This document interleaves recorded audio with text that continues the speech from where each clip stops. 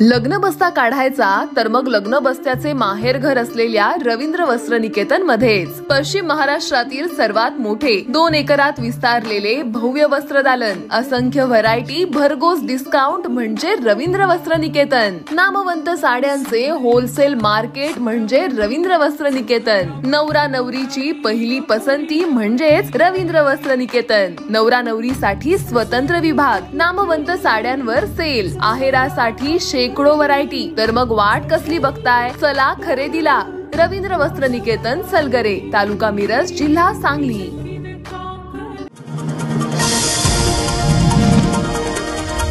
धरण पाणलोट क्षेत्रासह जिल्ह्यात संततधार पाऊस आजही सुरूच राहिला। धरणातील पाणी पातळीत वाढ होत असल्याने चांदोली धरणातून 2465 क्युसेकने विसर्ग सुरू करण्यात आलाय। वाळवा, शिराळा, पलूस, कडेगाव, तासगाव आणि मिरज तालुक्यातही जोरदार पाऊस झालाय। पाऊस आणि धरणातून पाणी सोडण्यात येत असल्याने नद्यांची पाणी पातळी वाढतेय। सांगलीतील आयर्विन पुलाची पाणी पातळी सायंकाळी 20.9 फुटांवर पोहोचली, त्यामुळे नदी काठावरील गावांना पुन्हा सतर्कतेचा इशारा देण्यात आलाय। मागील 2 दिवसांपासून सुरू असलेला पावसाचा जोर वाढलाय। चांदोली आणि कोयना धरण क्षेत्रातही पाऊस सुरूच आहे।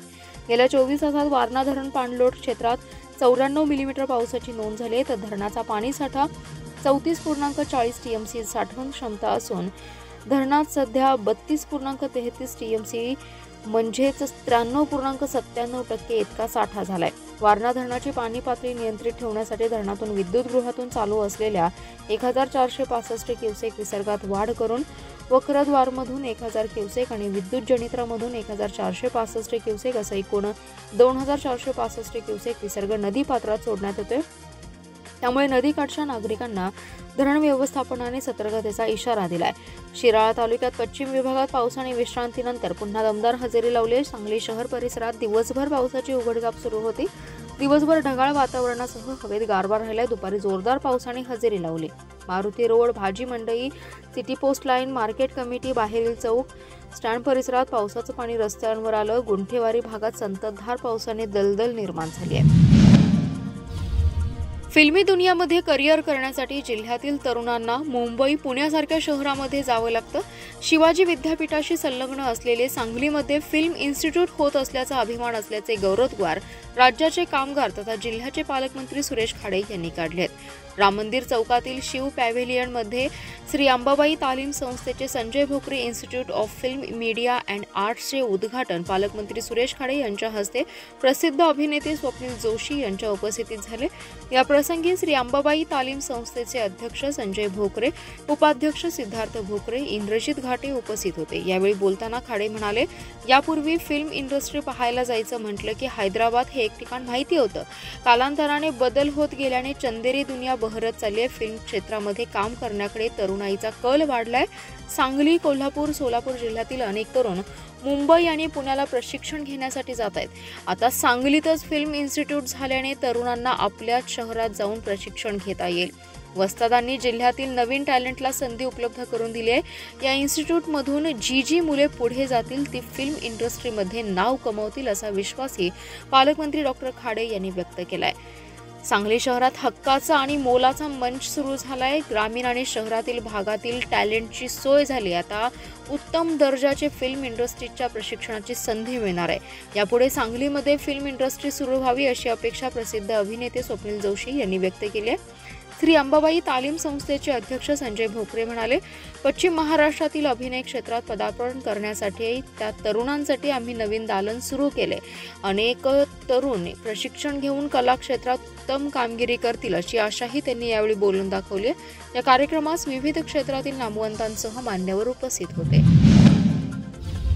तासगाव येथील जुना सातारा रस्त्यावरील एरळा नदीच्या पुलावरून मोठ्या प्रमाणात पाणी वाहत आहे। सोमवारी दुपारच्या सुमारास तासगावहून पलूसकडे दुचाकीवरून निघालेले दोघे वयोवृद्ध जोडपे एरळा नदीचा पूल ओलांडत असताना पाण्याचा अंदाज न आल्याने वाहून गेले असल्याची चर्चा तासगावात सुरू आहे। अशी माहिती मिळताच एनडीआरएफची टीम दाखल झाली आणि शोध सुरू केलाय। रात्री उशिरापर्यंत हे दोघे वयोवृद्ध हाती लागले नाहीत। एरळा नदीच्या पुलावरून दोघे वयोवृद्ध दुचाकीवरून जात असताना दुचाकीसह वाहून गेल्याचे समजताच त्या ठिकाणी नागरिकांनी मोठी गर्दी केली। याची माहिती मिळताच पोलिसांनी घटनास्थळी धाव घेतली आणि एनडीआरएफची टीम मागवली आणि त्या दोघा वयोवृद्धांचा शोध सुरू केला।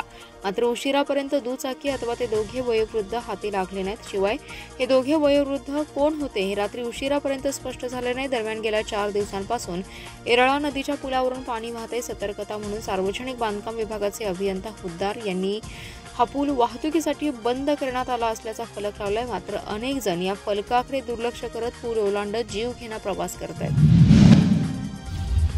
बदलापूर येथे मुलींवर झालेल्या अत्याचार प्रकरणात सरकार संवेदनशील नाही। शाळा कोणाची, ट्रस्टी कोण याची चौकशी झाली नाही। सरकार केवळ सत्ताधारी असंविधानिक आमदार जपण्याचं काम करत असल्याचा आरोप काँग्रेसचे नेते विश्वजित कदम यांनी केलाय। तर लोकसभेप्रमाणे विधानसभेत देखील पक्षाला चांगलं यश मिळेल। पक्षात काही अंतर्गत प्रश्न असतील तर दिल्ली, मुंबईचे वरिष्ठ विश्वासात घेऊन निर्णय घेतील असं मत आमदार कदम यांनी व्यक्त केलंय। विश्वजित कदम म्हणाले, जळगावमधील 24 लोक काठमांडू येथे अपघातात ठार झाले। त्यानंतरही लगेच त्यांनी त्या ठिकाणी पंतप्रधान नरेंद्र मोदी यांनी सभा घेतली। ही सभा घेऊन त्यांनी आपण असंवेदनशील असल्याचं दाखवून दिले। ही सभा 8 दिवसांनी घेतली असती तरीही चाललं असतं, पण त्यांनी तसं न करता तात्काळ ही सभा घेतली। त्यामुळे मोदी यांना जनतेविषयी किती कळवळ आहे हेच समजून येतं अशी टीका विश्वजित कदम यांनी केली आहे। सांगली विधानसभा निवडणुकीच्या उमेदवारीवरून पृथ्वीराज पाटील आणि जयश्रीताई पाटील यांच्यात चांगलीच जुंपली आहे। यावर विचारलं असता विश्वजित कदम म्हणाले, सांगली जिल्ह्यात काँग्रेस एक संघ आहे। सर्वांच्या विचाराने, एक दिलाने, एक विचाराने लोकसभा लढवली होती। जनतेच्या पाठिंब्यावर चांगलं यश मिळालं। विधानसभा निवडणुकीत देखील चांगलं यश येणार आहे।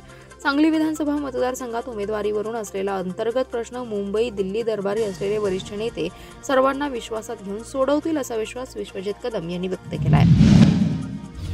सांगली विधानसभेसाठी गेल्या निवडणुकीत काँग्रेसकडून शहर जिल्हाध्यक्ष पृथ्वीराज पाटील यांना संधी देण्यात आली होती। त्यावेळी पृथ्वीराज पाटील यांनी 2019ला मी आणि 2024ला जिल्हा मध्यवर्ती बँकेच्या उपाध्यक्ष जयश्रीताई पाटील असतील असा शब्द नगरसेवकांसमोर दिला होता। त्यामुळे पृथ्वीराज पाटील यांनी आता थांबावं आणि विधानसभेसाठी जयश्रीताईंना संधी द्यावी असा आक्रमक पवित्रा माजी नगरसेवकांनी बैठकीत मांडलाय। त्यामुळे काँग्रेस अंतर्गत आता संघर्ष आणखी तीव्र होणार आहे। काँग्रेसच्या माजी नगरसेवकांची बैठक नुकतीच पार पडली आहे। या बैठकीला माजी नगरसेवक अभिजित भोसले, फिरोज पठाण, संतोष पाटील, प्रशांत पाटील, अजित सूर्यवंशी, शुभांगी साळुंखे यांच्यासह जयश्रीताई पाटील समर्थक उपस्थित होते। या बैठकीत जयश्रीताई पाटील यांना यावर्षी विधानसभेची उमेदवारी मिळणं आवश्यक असल्याचं मत सर्वांनी मांडलं।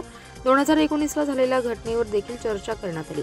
2019च्या विधानसभा निवडणुकीवेळी शहर जिल्हाध्यक्ष पृथ्वीराज पाटील यांनी पुढील वेळी म्हणजेच 2024ला जयश्रीताई पाटील यांच्या उमेदवारीचा शब्द दिला होता। त्यांनी तो पाळावा असं जाहीर आवाहन केले।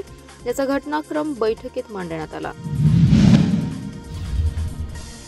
कडेगाव तालुक्यातील वांगी येथील सोनहिरा साखर कारखान्यावर उभारण्यात आलेल्या माजी मंत्री स्वर्गीय पतंगराव कदम यांच्या पूर्णाकृती पुतळ्याचं अनावरण 5 सप्टेंबरला विरोधी पक्षनेते राहुल गांधी यांच्या हस्ते होणार आहे। यावेळी मेळावा होणार असून मेळाव्याला अखिल भारतीय काँग्रेसचे अध्यक्ष मल्लिकार्जुन खरगे, राष्ट्रवादी काँग्रेस शरद पवार पक्षाचे अध्यक्ष शरद पवार, शिवसेना ठाकरे गटाचे पक्षप्रमुख उद्धव ठाकरे आदी जण महाविकास आघाडीचे नेते सहभागी होणार असल्याची माहिती विश्वजित कदम यांनी दिली आहे। ते म्हणाले, भारताचे दुसरे राष्ट्रपती सर्वपल्ली राधाकृष्णन यांचा जन्मदिवस म्हणजेच 5 सप्टेंबर हा दिवस शिक्षक दिन म्हणून साजरा केला जातो। या दिवसाचं औचित्य साधून स्वर्गीय पतंगराव कदम यांच्या पूर्णाकृती पुतळ्याचं अनावरण करण्याचा निर्णय घेतलाय।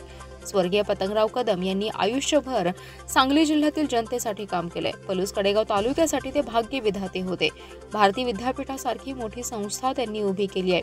राज्याच्या मंत्रिमंडळात त्यांनी उद्योग, वाणिज्य, शिक्षण, वने, सहकार, मदत व पुनर्वसन मंत्री म्हणून त्यांनी आपल्या कामाची छाप उमटवली होती। त्यांच्या कार्याचा आदर्श निर्माण व्हावा म्हणून वांगी येथील सोनहिरा साखर कारखान्यावर स्मारक उभं केलंय। त्या ठिकाणी पतंगराव कदम यांचा पूर्णाकृती पुतळा उभा केलाय।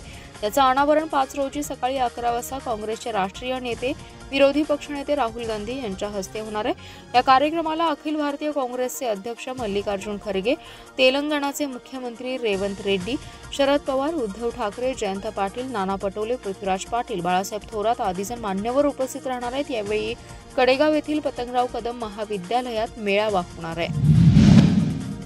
महापालिकेच्या खुल्या भूखंडांच्या नोंदी रजिस्टरमध्ये होत आहेत। लवकरच महापालिका क्षेत्रातील सर्व भूखंडांच्या नोंदी अद्ययावत संगणक प्रणालीवर केल्या जाणार आहेत। त्या दृष्टीने आयुक्त शुभम गुप्ता यांनी अधिकारी कर्मचाऱ्यांसह अद्ययावत प्रणाली विकसित केली आहे। सांगली मिरज नगरपालिका आणि कुपवाड नगर परिषदेची मिळून 1998 मध्ये महापालिका झाली।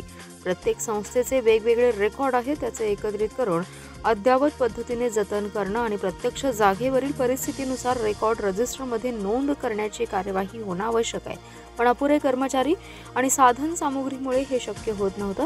ही बाब आयुक्त शुभम गुप्ता यांच्या निदर्शनास आल्यानंतर मालमत्ता विभागाकडील खुला भूखंड बरोबर अन्य महापालिकेच्या मालकीच्या मिळकतीचे रेकॉर्ड अद्ययावत करून रजिस्टरमध्ये नोंदणी करण्याचे काम सुरू करण्यात आले।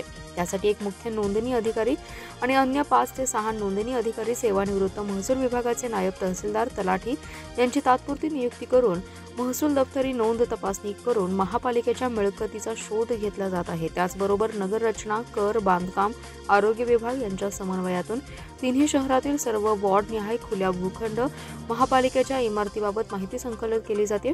भूखंडास कंपाऊंड आणि मालकीचा फलक याचा अद्ययावत रेकॉर्ड तपासला जाते। त्यानुसार संगणक प्रणालीद्वारे रेकॉर्ड अद्ययावत केलं जाते।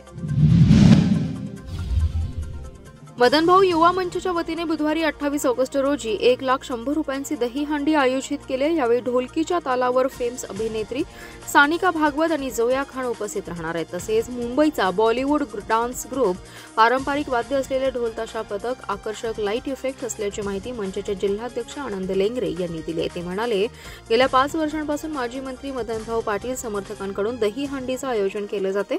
यावर्षी मदनभाऊ पाटील यांच्या प्रेरणेने आणि काँग्रेसच्या नेत्या जयश्रीताई पाटील यांच्या मार्गदर्शनाखाली मदनभाऊ युवा मंचच्या वतीने दहीहंडीचं आयोजन केले जाते।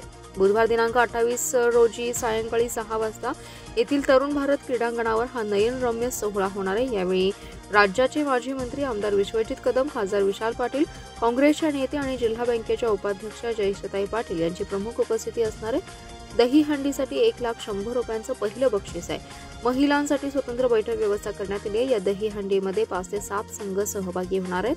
50 फूट उंचीची दहीहंडी असणार असून छोट्या गोविंदांसाठी सेफ्टी बेल्ट असणार आहे।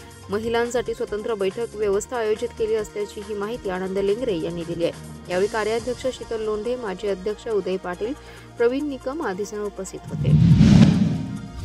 वैद्यमापन शास्त्र पथकामार्फत पेट्रोल पंपांची तपासणी सुरू आहे। त्यामधील एका तपास निरीक्षकाकडून पेट्रोल पंप चालकांकडून तपासणीच्या नावाखाली पैसे मागितले जात असल्याच्या विरोधात पेट्रोल डीलर्स असोसिएशनने सोमवारी ठिय्या आंदोलन केलं। संबंधित निरीक्षकावर तात्काळ कारवाई करण्याची मागणीही यावेळी करण्यात आली आहे। पेट्रोल डीलर्स असोसिएशनच्या वतीने वैद्यमापन विभागाचे उपनियंत्रक पवार यांना मागण्यांचं निवेदन देण्यात आले। निवेदनात म्हटलंय की सध्या वैद्यमापन शास्त्र पथकामार्फत पेट्रोल पंपांची तपासणी सुरू आहे। त्यामधील एका तपास निरीक्षक यांच्याकडून पेट्रोल पंप चालकांकडून तपासणीच्या नावाखाली पैसे मागितले जात आहेत। सदर निरीक्षकावर कारवाई करावी अशी मागणी यावेळी करण्यात आली आहे। अन्यथा बेमुदत पेट्रोल पंप बंद पुकारण्याचा इशारा संघटनेच्या पदाधिकारी आणि सदस्यांनी यावेळी दिलाय। वैद्यमापन अधिकारी पवार यांनी याची दखल घेऊन पेट्रोल पंप तपासणी थांबवण्याचे तोंडी आदेश दिले, तसेच त्याची चौकशी करून संबंधितांवर कारवाईचे आदेश दिल्यानंतर आंदोलन स्थगित करण्यात आलं। या आंदोलनात संघटनेचे अध्यक्ष सुरेश पाटील, उपाध्यक्ष डॉक्टर विकास आडमोटे, सचिव सत्यजित पाटील, संजीव पट्टणशेट्टी यांच्यासह जिल्ह्यातील 40 ते 50 डीलर्स उपस्थित होते।